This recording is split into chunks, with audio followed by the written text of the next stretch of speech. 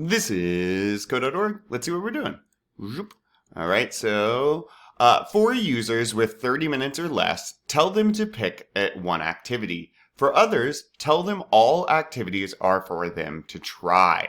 Okay, so show me where. These are always handy. This is where we're talking about. So we are going to use a less than or equal sign, or I call that crocodile. I guess crocodile facing right.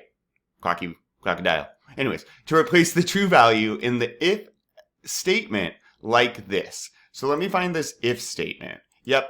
And so right now this if statement just says true, meaning this code inside of here will always run. So what happens with if statements, as we know, when the computer hits one of these, it says if, okay, if what? Right now it's just true. So it says if true, okay, well then that's true. So it's going to run this code right here.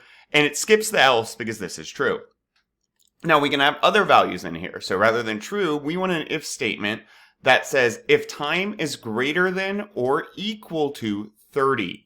So let me throw that in here. Time is greater than, less than, or equal to 30. Often, guys, I just go to the math. I'm known for my horrific typos, the amount of times I have to reshoot videos or just pause my whole lesson in class and say, forget all of that because I typo. So sometimes it's easier to use these blocks. Definitely. All right, so time is greater than less than 30. Use X to assign the value of time text to pick one of the following activities when the above Boolean, ooh, we're getting fancy language, expression is true.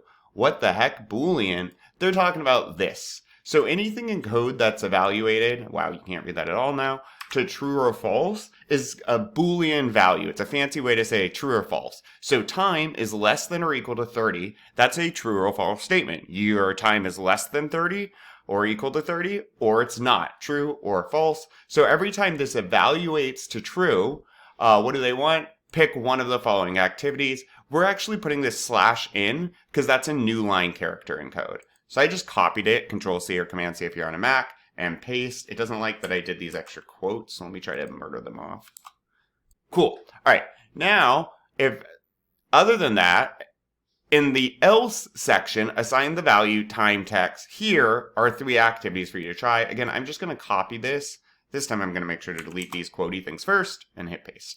Now, you might wonder why they say X here. Oh, darn it. And back we go. That was annoying. What they're saying, though, with X, obviously we didn't have an X. They just mean this purple block. But they already provided that. This is looking good.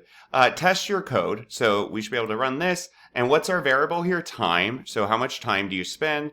Let's do 16. Suggest activities. Pick one of the following. That's looking great. Let's do 54. Here's 3 to try. Let's do exactly 30 to make sure our equals still works correctly. And one more. That is all looking good.